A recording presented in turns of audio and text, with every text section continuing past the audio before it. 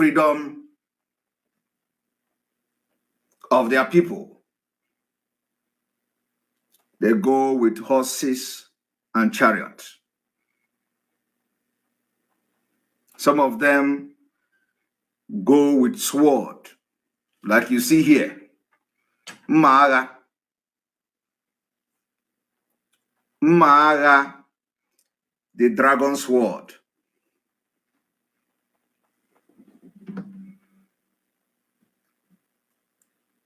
I want you to understand that we are not hiding our fight for the Biafra freedom. You know, a lot of people have said a lot of things. We have 127 days to go. Some of you in Biafra land, you have 128 days to go to Biafra. This evening is not evening of exposition. It is evening of message. I want Biafrans to pay attention very attentively of the announcement we are going to make this evening.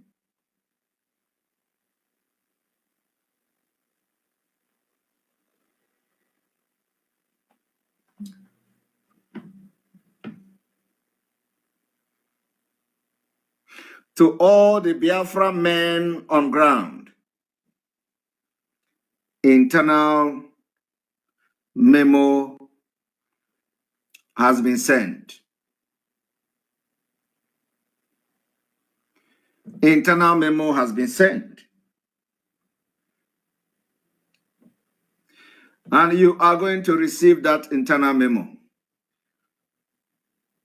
from the respective quarters. But there are some of the announcements that, or some of the information that I'm going to pass publicly, especially to Biafrans. And it is very, very important. Those of you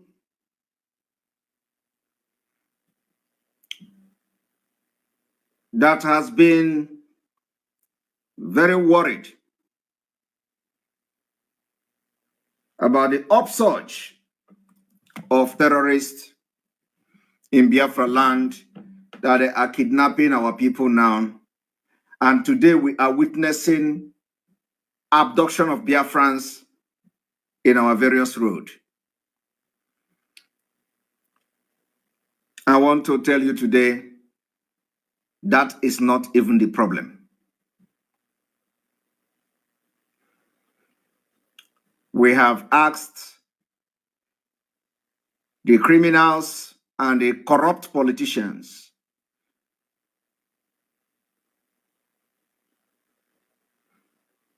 that it will take us just 3 weeks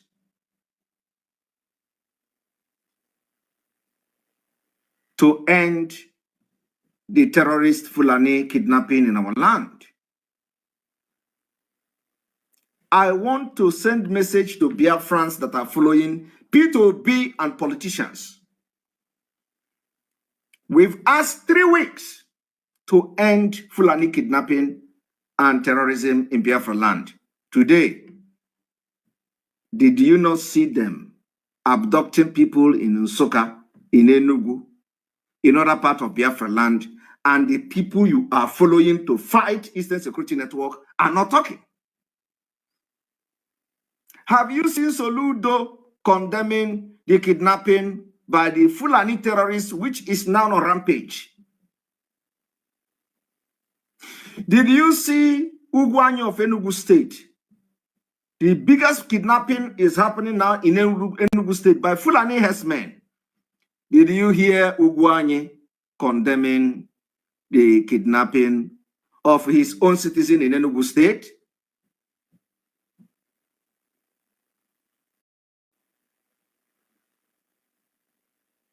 Did you hear that?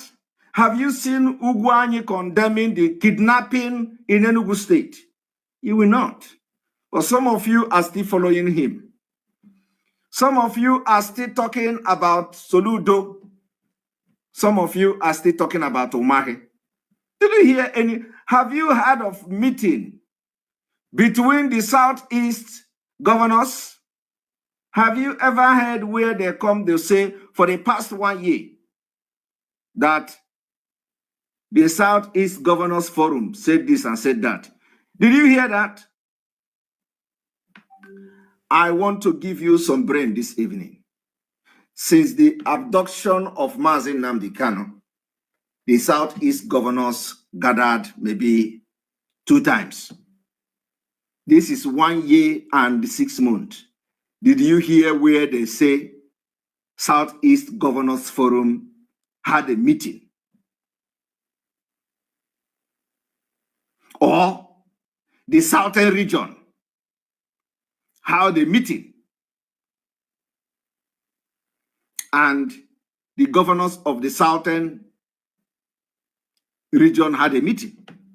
Did you hear that? You don't hear that. Their agenda is to sell all of you for their political gain. And so the message I brought today is not actually message as such, but it's an information. It's an information that I have to pass to every Biafran. I want every Biafran to listen very attentively. Get ready. We are in 127 days to Biafra. Between now and 127 days, Fulani has planned for military takeover. And I want to assure you, Biafrans, that Nigeria military don't have the capacity to take over Nigeria as it stands today. Why I'm going to make this broadcast open today is so that to prepare your mind. Because we told you that Biafra is coming next year. Some of you, some of you are mocking that particular statement. Prediction or prophecy, I don't know. It is not prophecy. It is not also a prediction. 2023 Biafra is not a prophecy.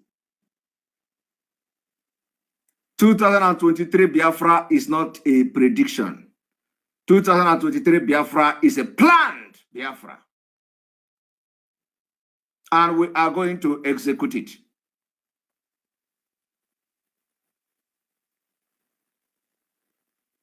And I want to tell you people today, no matter what that is going to happen from November,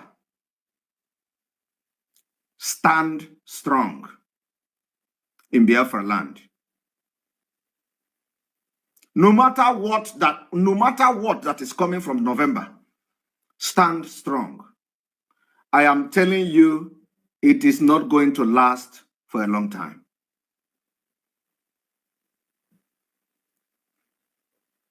What the Biafra people must not do is to be subdued by the sudden upsurge and presence of security military in Biafra land from next month, November. Don't panic. They have nothing to offer. I am telling you, they don't have the capacity, they don't have the manpower, they don't have what it takes. But I can assure you that a plan for a Garagara military takeover is already in place. And I want to assure you that they know we have succeeded in stopping the election, not even before the election, even before the end of this year, they have seen that we have succeeded in stopping the election. And they know there is nothing else they can do other than to plan a military takeover. And I want to give a warning to any Biafrans in anywhere, in Biafra land, in any cantonment. We are ready to sacrifice you. And Biafrans are ready to sacrifice you and anybody that is going to rise up, picking up arms to show force in the name of military takeover, so that you are going to have a transition after a few months. You will go down.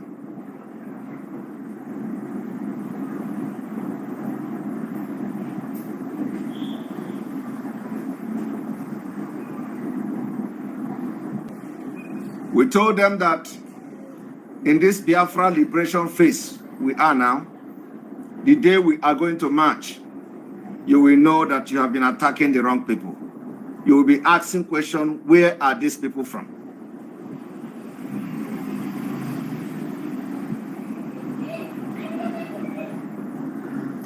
The sacrifice that Biafra people have made is enough.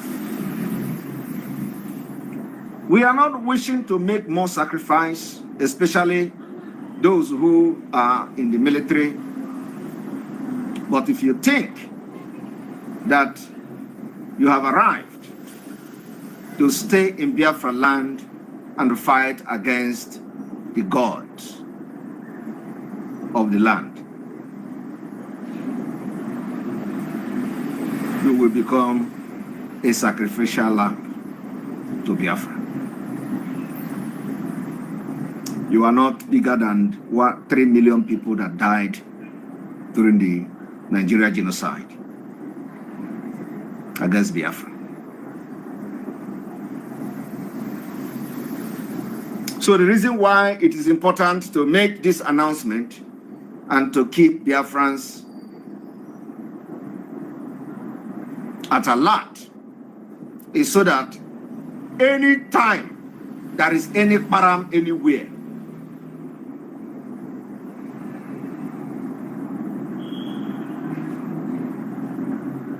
we will resist them in Biafra land. We will resist any military takeover in Biafra land. We will resist anything military in Biafra land. As a matter of fact, our ban on checkpoints and military is still enforced. Our ban on any security personnel from Nigeria in Biafra land is still enforced. Our ban on these criminals, who all they do is to come and facilitate Fulani to start kidnapping our people and killing them, is still enforced. The evidences are there.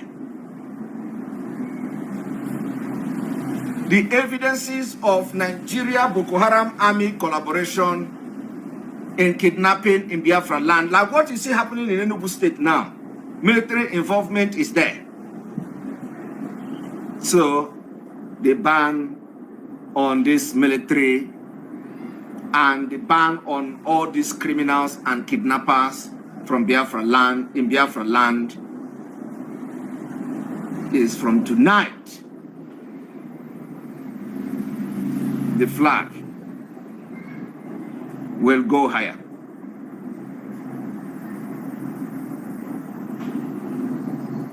The ban on siren is still in force. And I want Biafrans to go back to our State of the Nation, where these pronouncements were made. Those pronouncements is from tonight, hereby raised to the highest.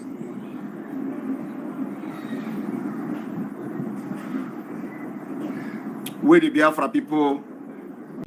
All right, wonderful people, welcome back to this wonderful channel where we'll bring you back-to-back update and information as to the hot. In case you have not joined our social media handle, what are you waiting for? Kindly go ahead and subscribe, like, comment, share, and also remember to on your notification button so that whenever our news drop, you will be the first. We'll collect them. Let's go down to the news proper. I see the hot. You don't share for the obodo as I go to bring you the information with the drop one by one. Get this organization, what do they call Huriwa? They don't talk say Mazen Nnamdi Kanu's detention is a moral burden on the federal government. Let's go down to the full detail of the information as I go to dish them out one by one.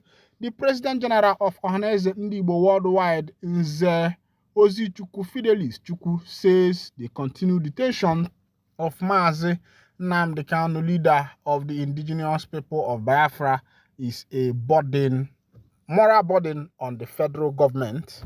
Kanu is being detained in the custody of the DSS over alleged terrorism. According to Nzechukwu, there is no sufficient reason for the prolonged detention of Kanu by the security agencies. Nzechukwu said he would collaborate with some Igbo leaders in government for a collective effort towards the release of Mazi Nnamdi Kanu. Nzechukwu made the remarks in his inaugural meeting with the NEC held in Enugu. On the forthcoming election of Ohaneze executives, Nzechukwu called the election of credible leaders into the executive of Pan-Igbo Executive. He expressed delight that the Imobi Ohaneze has resolved that there should be a screening committee to ensure that the incoming NEC comprise men and women with integrity. He regretted the disunity among Igbo, recalling the enviable Igbo unity during the Dr. M.I. Okpara regime that propelled the Igbo to become one of the most educated ethnic groups in Africa. According to him, during the Okpara regime, almost all the schools, churches, markets, hospitals, and other social facilities were through the organized town union. There were farm settlements that provided the required agricultural techniques for improved farming activities. There was food sufficient in Igbo land, but most regrettably, the subsequent Igbo leaders appear to have abandoned their responsibilities. He said it was the combination of Igbo internal peace, unity, and food security that registered Eastern Nigeria as one of the fastest growing economy in world under Okpara. Nzechukwu lamented that at present, all forms of agricultural produce ranging from yam, beans, tomatoes, cow, goat, ram, carrot, and garden egg came from the north. He condemned the extortion on various road networks in Igbo land, stating that a trip from Enugu to Onitsha, a distance of 100 kilometers, would take about 4 hours because of numerous money extorting checking points mounted by the army, police, road safety, vehicle inspection officers, and community vigilantes. He decried the lack of vision of the contemporary Igbo leaders, explaining that while Harvard in the USA is curious about the Igbo success through the Igbo apprenticeship scheme, the present crop of Igbo are losing grip of that fascinating Igbo heritage. He attributed the restiveness among Igbo youth to be the direction of Igbo vital values and made a case for the prioritization of the empowerment of Igbo youth. All right, this one is coming from the new president of Igbo, Ndi Igbo, of Ohanezendigbo. Meanwhile, before we come back to that one, something don't happen for Anambra State. Of course, you know that insecurity have so much ravaged Anambra State in recent times, and Soludo has cried out. He said Soludo declares amnesty for repentant criminals, gives February 2025 for deadline. The governor of Anambra State, Professor Charles Soludo, have declared amnesty for repentant criminals. That is, if you are carrying gun in Anambra, if you are doing one thing, the governor of Anambra State said that he has declared amnesty. Amnesty means that if you can drop your arm and confess and come, that nothing will happen to you. The police will not arrest you. You will not go to jail. That is in conclusion of that amnesty. That's what it means. But meanwhile, let's go down to that information.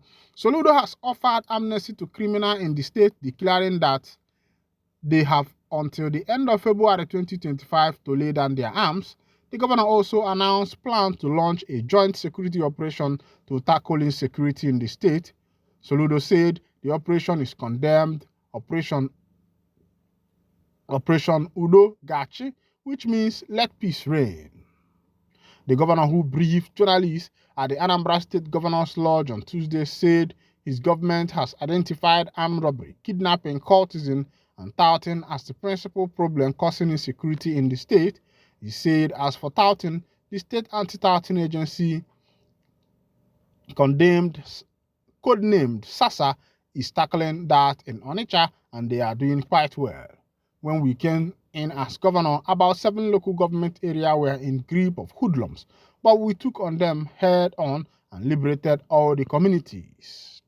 Today, we hear that a handful of some of those criminals earlier dislodged have now come together and have been terrorizing the state. We have had reports of people being kidnapped and vehicles snatched, but in the coming days, we will launch Operation Udogachi. We have procured here 168 patrol vehicles, which would be distributed to various security agencies. Apart from the support we will be giving the security agencies, we are also deploying ICT in fight against insecurity. We are calling on criminal elements who would want to partake in our amnesty program to come forward and surrender themselves and their arms.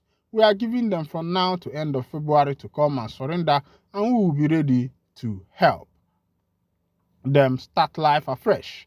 Speaking on the continuous incarceration of the leader, Nnamdi Kanu, and the fact that many of the criminals hide under the cover of his detention to perpetrate crime, Soludo insisted that indications have shown that what is happening is organized criminal enterprise and has nothing to do with Kanu's detention.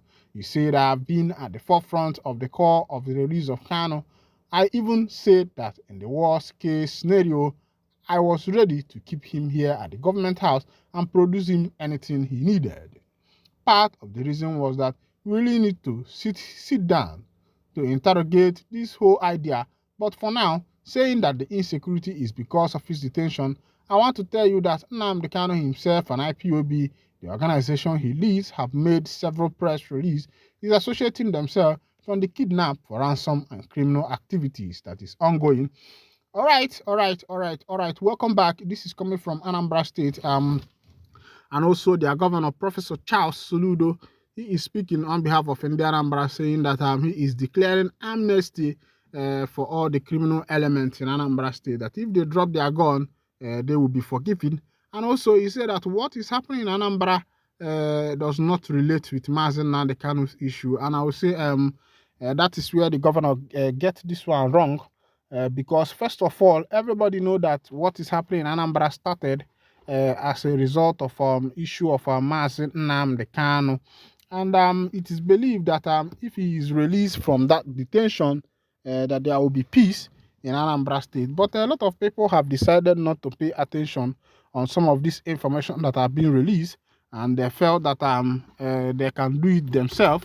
Remember that before Soludo assumed office, he promised Ndigbo that one of the things he will do in office is to make sure that Kanu is released from the DSS detention. But as it is today, I am not seeing any effort that is contributing to make sure that Kanu is out of the DSS detention. I'm not seeing that effort at all. I think that these politicians are just using Kanu as a clout, chasing that whenever they get what they want, you see them deviating from the promise they have already made. Even before Soludo assumed office, he was frequenting the DSS custody, all those, and even when he assumed office, he went there, took picture with Kanu and the rest of them. But what is happening now is what we don't even understand, because everything has changed. A lot of things has changed. The promise they made to the people, they are not keeping it. Other information, Winfrey have warned the Abia State to stay away from land disputes in order to save their lives and the life of their young ones. This is why I'll be winding down the curtain. And if this is your first time of joining us on this wonderful channel, please kindly go ahead and subscribe, like, and comment. Thank you for listening. God bless you. Ndioma.